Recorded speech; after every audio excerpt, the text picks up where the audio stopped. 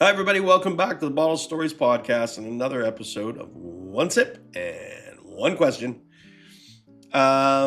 This is another one of our varietal videos, and I like this grape a lot. So Well, it's one of my favorites. It's Yes. been my pet grape for a while. yes. So why doesn't Chenin Blanc receive more attention? Oh, honestly, I don't know. I honestly don't know. Is it because people don't know how to say it? Is it because it's dwarfed by Sancerre? Maybe. So Chenin Blanc originates in the Loire Valley. That's originally where it's from. And my favorite version is probably like Vouvray. Mm-hmm. And they are incredibly complex wines. They can be quite big. They have like kind of this wool, kind of lanolin kind of texture, flavor, honeycomb.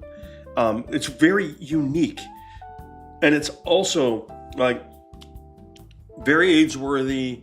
It responds really well to malolactic fermentation. It responds really well to oak. It's a great transmitter of soil.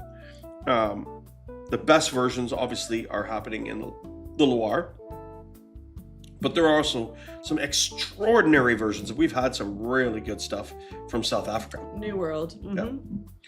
Yeah. I think maybe because it hasn't really picked up in other countries as far as growing it Mm-hmm. is one of the reasons why it hasn't taken off. Maybe. Like, for example, in Argentina, we have a producer that makes a sparkling wine that is made from Chardonnay, Pinot Noir, and Chenin Blanc. But they don't have enough juice to make a whole bottling Right. of just Chenin Blanc. We were in Canada a few weeks ago in the Okanagan Valley, and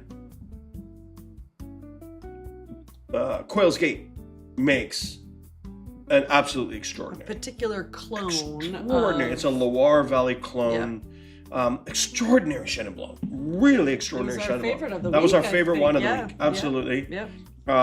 Really, really amazing stuff.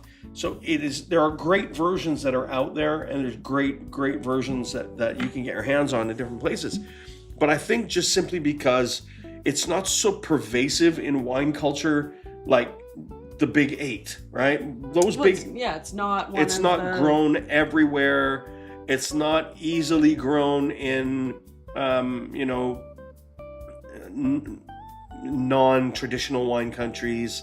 And I think too, there's also in modern wine, you're seeing a huge return to indigenous varietals.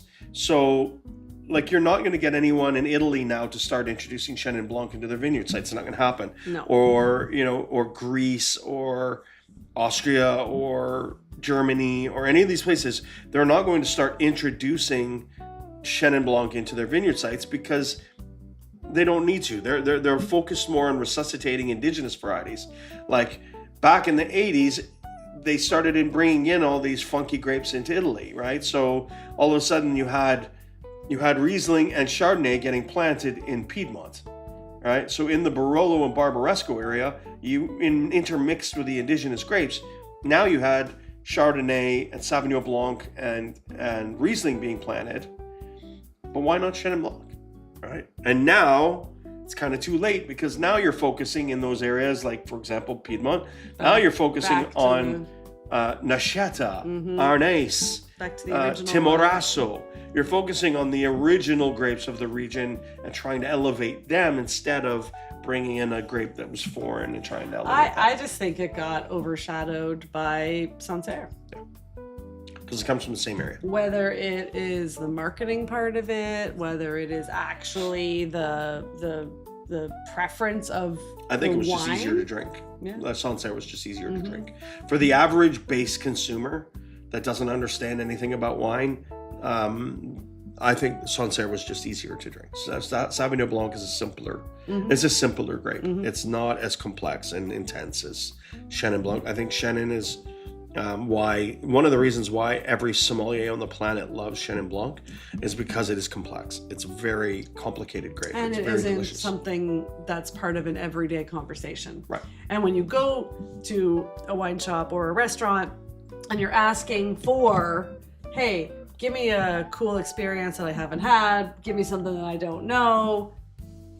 Yeah. Then Chenin Blanc. And the cool shows thing, up. I mean, the thing about Chenin is that people don't even understand how versatile it is, right? Like you have these amazing, like really fresh stainless steel ferment, clean, crispy versions of Chenin.